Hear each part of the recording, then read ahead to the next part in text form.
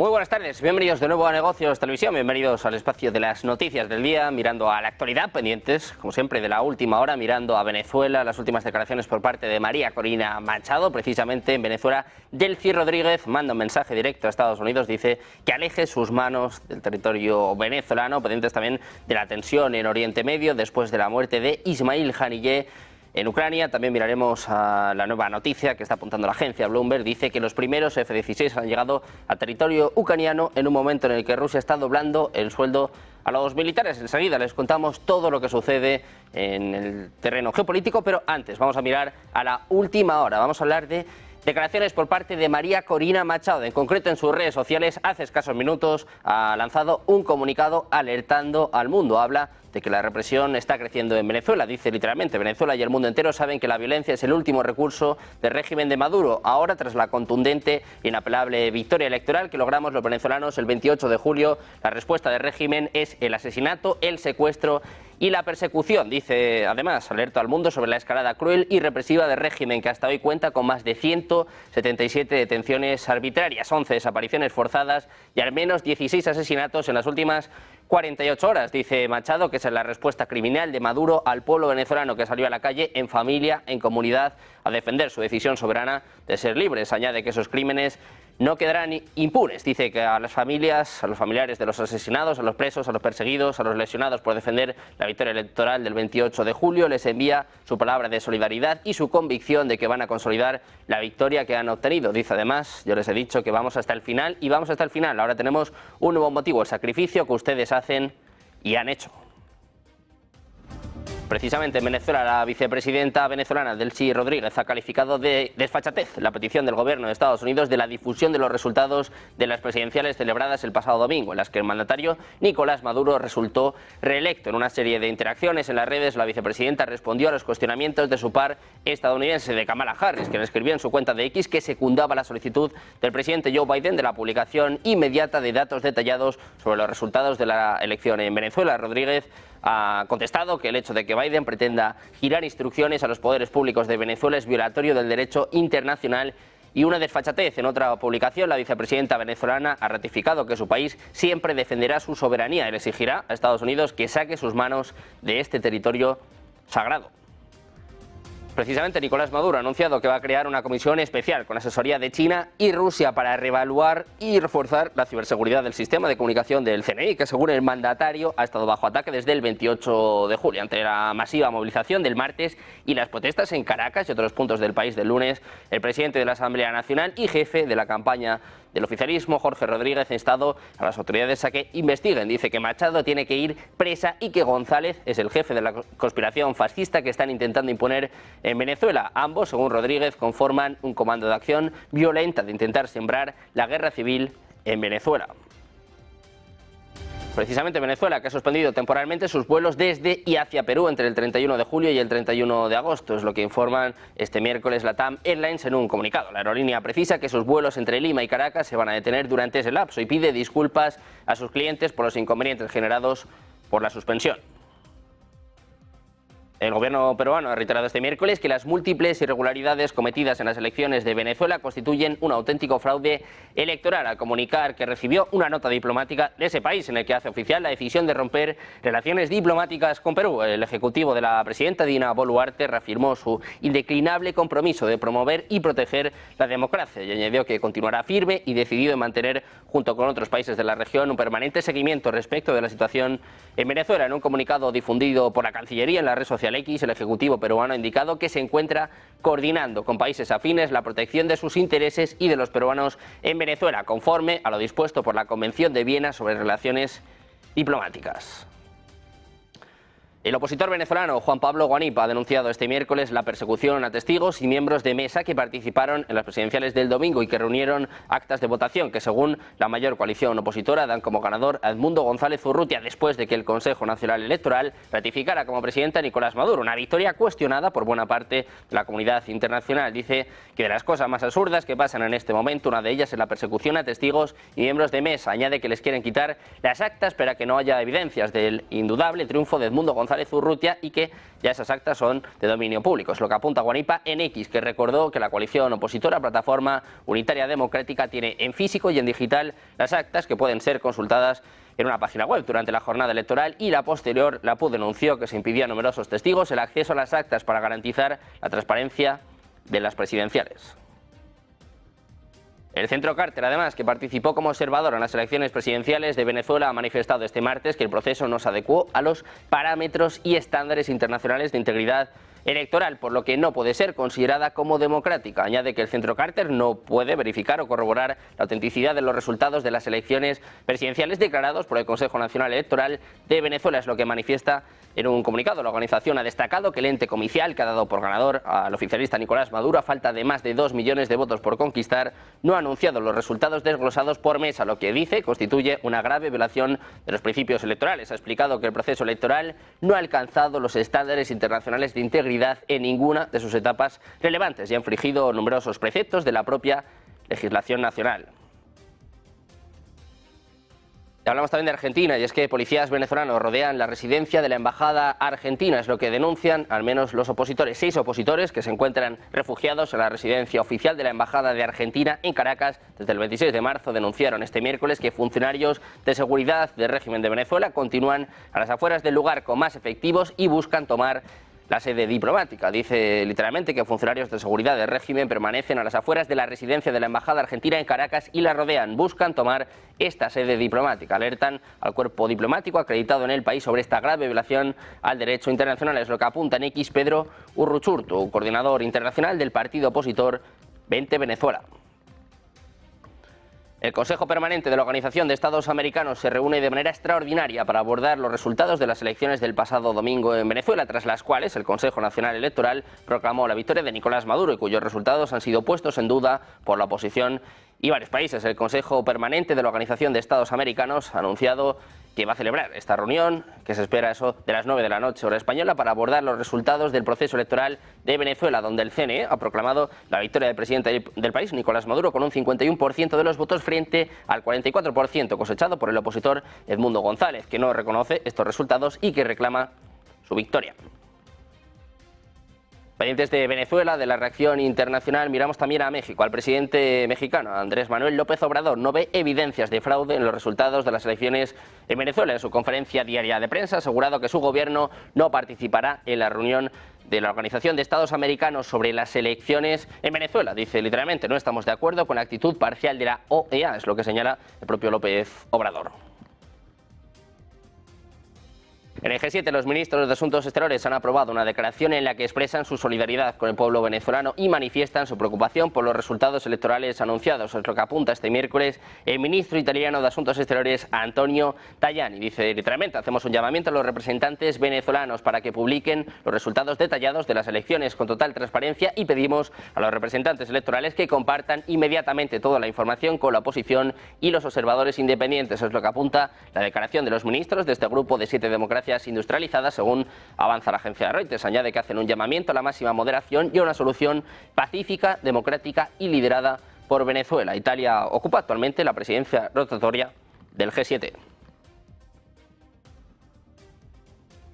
También pendientes de la tensión en Oriente Medio, Hamás ha confirmado que su líder Ismail Haniyeh fue asesinado en Teherán y promete venganza. El líder del movimiento de resistencia islamista ha fallecido, por tanto, según confirmaban varios medios de comunicación iraníes, citando fuentes del cuerpo de la Guardia Revolucionaria de Irán. Según ha informado, Haniyeh y uno de sus guardaespaldas perdían la vida cuando su residencia fue atacada después de que el jefe de Hamás asistiera a la toma de posesión del nuevo presidente de Irán, Masoud Pezeshkian. Hamás ha emitido un comunicado por separado en el que lamentaba la muerte de Haniyeh y atribuía su muerte a una ataque y redada sionista.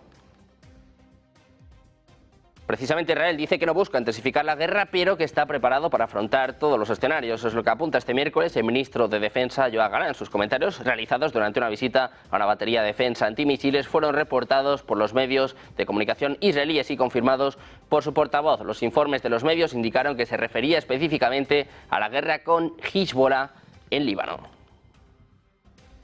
También miramos a Irán. El Ministerio de Asuntos Exteriores iraní ha calificado este miércoles al gobierno estadounidense de cómplice de Israel en el asesinato de Ismail Haniyeh, líder del movimiento de Hamas. Según Teherán, el principal objetivo del ataque contra el jefe del Politburó de Hamas es aumentar la inestabilidad en Oriente Próximo. Según el organismo, este asesinato es otra prueba de la naturaleza terrorista y un signo de la naturaleza agresiva y transgresora de la ley de la mafia criminal que gobierna la tierra palestina ocupada. Añade que este acto terrorista no solo constituye una violación flagrante de los principios y normas del derecho internacional y de la Carta de las Naciones Unidas, sino también una grave amenaza para la paz y la seguridad regionales e internacionales. Eso es lo que agrega el comunicado del Ministerio.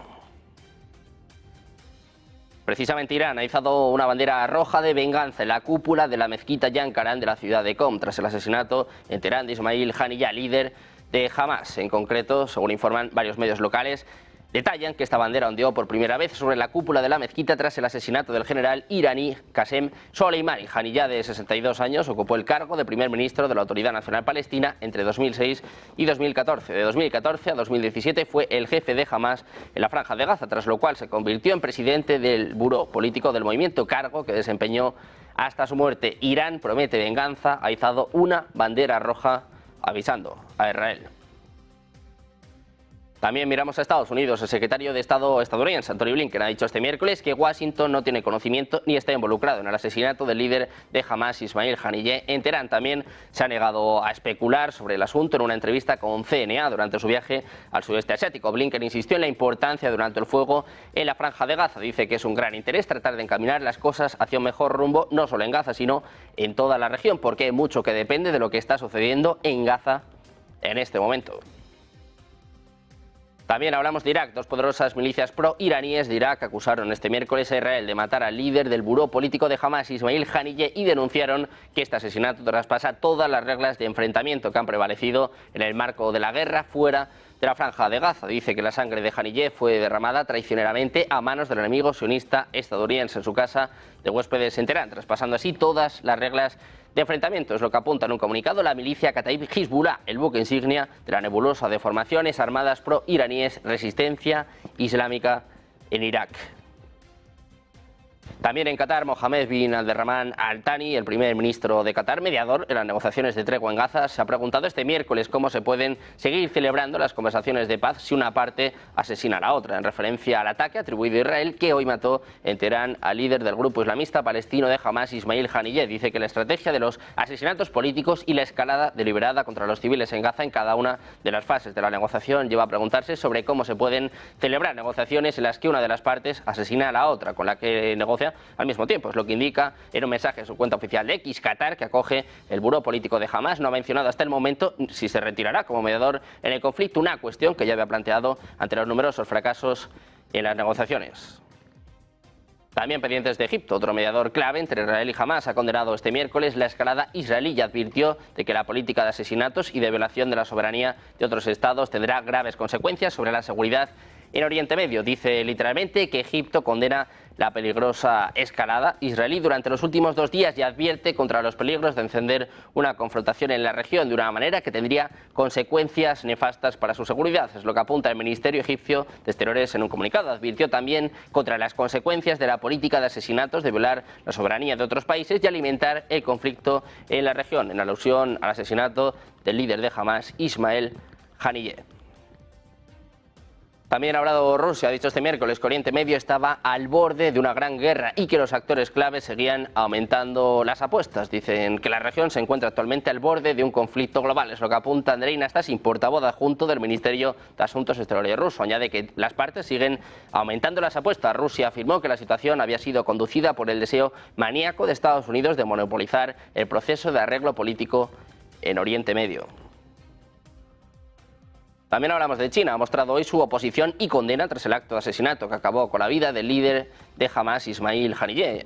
Teherán advirtiendo de la opción de que esto se traduzca en un recrudecimiento del conflicto en la región. Dice literalmente que están prestando gran atención a esta cuestión y que además se sienten preocupados por el hecho de que esto cause una escalada en la región. Es lo que indicaba Lin Jian, portavoz del Ministerio de Asuntos Exteriores chino, en rueda de prensa.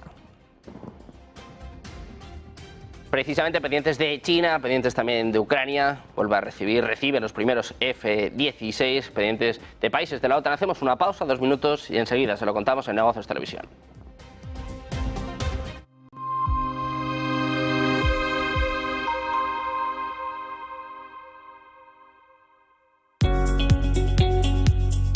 En Arkia Banca nuestros clientes son lo primero. Por eso les ofrecemos soluciones de inversión personalizadas y adaptadas a su perfil de riesgo. Nuestro método: diseñamos una estrategia a largo plazo combinando fondos consolidados y diversificados tras realizar un exhaustivo análisis de los mercados y las tendencias globales. Arkia Banca. Cuidamos de su patrimonio como si fuese nuestro. Creemos que la sociedad actual necesita más arte y más color. Le da a la gente la oportunidad de asimilar diferentes perspectivas. Es realmente un placer pintar este cuadro, porque es una hermosa imagen para comenzar. Lo último que pintaremos es el auricular en vez del pendiente. Using a classic and merging it with modern. This is very provoking.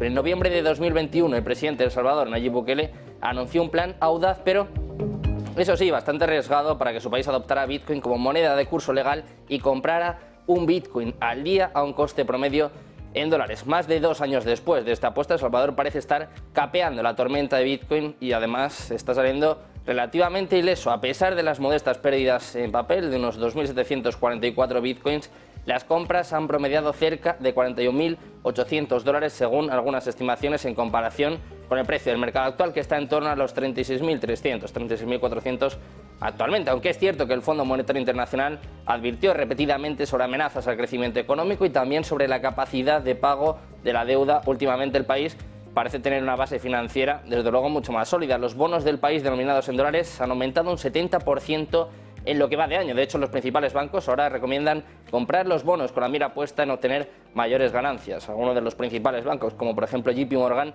estaba hablando precisamente de la fortaleza de los bonos de El Salvador. La ley Bitcoin que promulgó El Salvador tenía como principal objetivo aprovechar la velocidad, pero también el bajo coste de las criptomonedas para aumentar la inclusión financiera. Como se pueden imaginar, el lanzamiento desde luego fue bastante difícil, bastante complicado, con algunos fallos tecnológicos y también con alguna que otra propuesta, pero este uso sigue siendo, como se pueden imaginar, desde luego de nicho. Sin embargo, el gobierno de Bukele sigue promocionando esta ley como un éxito. Desde luego, más allá de los números, la apuesta le ha salido muy bien. Si nos ceñimos, por ejemplo, si nos fijamos en el área del turismo, que ha incrementado muchísimo desde que El Salvador realizara esta apuesta. Destaca, por ejemplo, el propio Bukele, los proyectos de infraestructura que han sido financiados por Bitcoin y también la electricidad barata que utiliza El Salvador para la minería. Con sus reservas de Bitcoins bajo el agua, el país ha duplicado su apuesta mediante la emisión de bonos Bitcoin para recaudar fondos, pero también para seguir comprando más. Esta arriesgada medida podría resultar contraproducente en el caso de que los precios de Bitcoin caigan. Por ejemplo, si echamos la vista atrás, hace un año pues estaba en torno a los 16.000, 17.000 dólares, como les decimos ahora, prácticamente, bueno, incluso más del doble de lo que estaba hace un año. Pues la apuesta de El Salvador empieza a salir bastante bien, con pérdidas moderadas hasta ahora. El Salvador en un terreno fiscal más estable, como os decíamos. La controvertida apuesta de Bukele por Bitcoin todavía no ha descarrilado la economía, ni mucho menos, como predecían algunos críticos, pero la verdadera prueba está por llegar mientras Bukele busca impulsar la adopción manteniendo los riesgos bajo control. Una apuesta criticada, controvertida, pero que sigue dando réditos a El Salvador.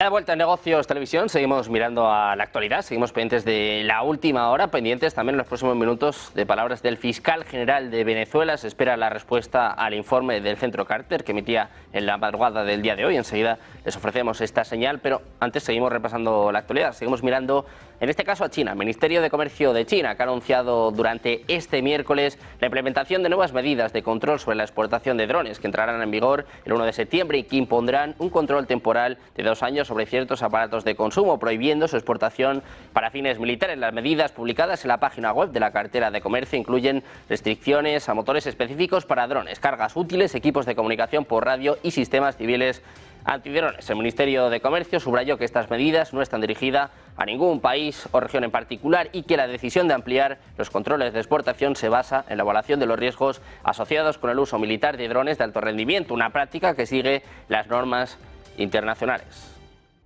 También miramos a Estados Unidos. La administración estadounidense ha decidido suspender el programa de asistencia a Tbilisi en relación con la aprobación de la ley sobre agentes extranjeros en Georgia. Así lo afirma en una declaración escrita el secretario de Estado de Estados Unidos, Antony Blinken. Dice literalmente: el 23 de mayo, tras las acciones antidemocráticas del gobierno de Georgia, anunció una revisión integral de la cooperación bilateral entre Estados Unidos y Georgia. Como resultado de esta revisión, Estados Unidos está suspendiendo más de 95 millones de dólares en asistencia que apoya directamente al gobierno de Georgia. En su opinión, las acciones y declaraciones de los representantes del gobierno georgiano son incompatibles con las normas de membresía en la Unión Europea y la OTAN, dice Blinken. Si bien suspendemos la asistencia al gobierno de Georgia, en relación con estas acciones, Estados Unidos seguirá brindando asistencia a programas y actividades que beneficien al pueblo de Georgia mediante el fortalecimiento de la democracia, el Estado de Derecho, los medios de comunicación independientes y el desarrollo económico. Es lo que apunta el jefe de política exterior de Estados Unidos. También hablamos en este caso de la OTAN. El Ministerio de Defensa de Rumanía ha dicho este miércoles que había encontrado fragmentos de drones en un tercer lugar cerca de la frontera después de los ataques rusos de la semana pasada a la infraestructura portuaria ucraniana. El ministerio afirmó que había encontrado partes de drones cerca de la aldea de Zatachoy, en el condado del Tulcea, al sureste del país, al otro lado del río Danubio, frente a Ucrania. Las búsquedas realizadas la semana pasada ya habían encontrado fragmentos de drones en las aldeas cercanas de Plauru y Periprava. Miramos también a Rusia. Los diputados rusos han aprobado este miércoles en 3 lecturas una ley que obliga a las personas que adquieran la ciudadanía rusa a inscribirse en el registro militar bajo la amenaza de ser privados de la misma. La ley fue redactada por un grupo de diputados encabezado por el presidente de la Duma o Cámara Baja del Parlamento, Vyacheslav Volodin. Según la norma, los extranjeros en proceso de obtención de la ciudadanía rusa tendrán que inscribirse en el registro militar antes de recibir el pasaporte. Recientemente, el jefe del Comité de Instrucción de Rusia, Alexander Bastrikin, propuso privar de la ciudadanía a los naturalizados que se nieguen a ir a filas para defender a su nueva patria. También pendientes de Rusia, les contamos que el Kremlin ha convertido la guerra en una atractiva salida laboral para muchos rusos que pueden ganar hasta 62.500 dólares en un año de combate. La impopularidad de la movilización de reservistas que provocó un éxodo ha obligado al gobierno ruso a rascarse los bolsillos. El dinero que ofrecen las autoridades es varias veces mayor que el salario medio mensual, que ronda los 83.000 rublos. Según el Ministerio de Defensa ruso, unos 190.000 hombres ya han firmado dichos contratos desde principios de este año. Rusia ha iniciado la tercera etapa de los ejercicios de sus fuerzas nucleares tácticas, es lo que informa este miércoles el Ministerio de Defensa ruso en su canal de Telegram. En esta etapa, efectivos de grandes unidades de misiles de las regiones militares del sur y centro, entre otras misiones, ensayarán la obtención de munición especial de entrenamiento para los sistemas de misiles tácticos Iskander-M, es lo que afirma el comunicado castrense.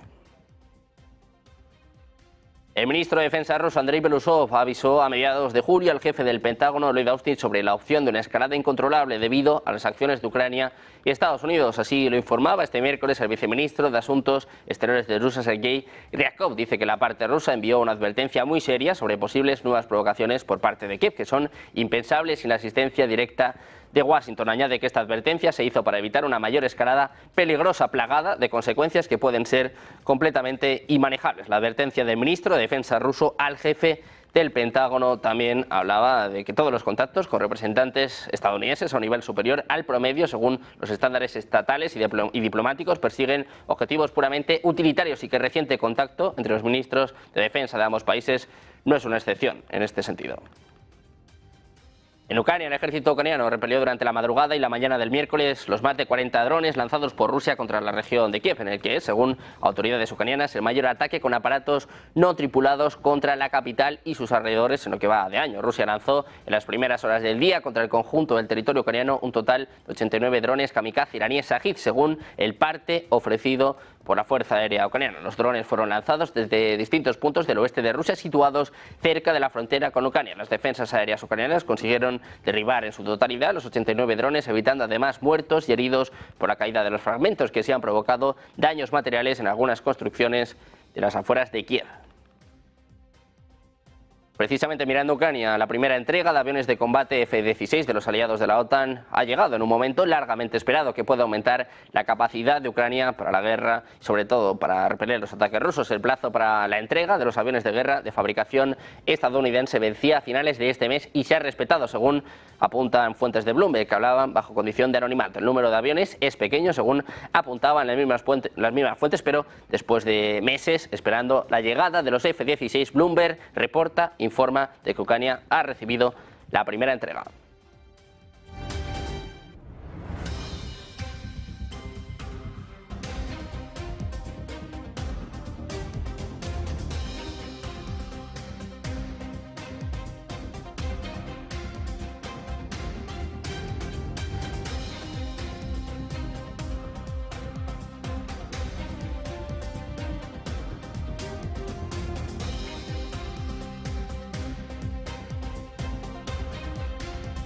Precisamente Rusia acusaba hoy a Ucrania de chantajear a Hungría y Eslovaquia con el bloqueo del tránsito a esos países del crudo de la petrolera rusa Lukoil a través del oleoducto Druzhba. Dice que la decisión de Zelensky de dejar de transportar petróleo a Hungría y Eslovaquia demuestra una vez más la incapacidad de Kiev para negociar y su inclinación por los chantajes triviales. Es lo que dice en rueda de prensa Andrei Nastasin, uno de los portavoces del Ministerio de Exteriores ruso. Además, ha agregado que el tránsito de recursos energéticos a través de Ucrania se ha convertido en una palanca de manipulación para Kiev, cuyas acciones en esa dirección son alentadas por Occidente. Según Nastasin, los patrones de Zelensky se han puesto el objetivo de romper definitivamente la cooperación energética de Rusia con aquellos países europeos que todavía seguían por sus propios intereses nacionales y consideraciones económicas racionales.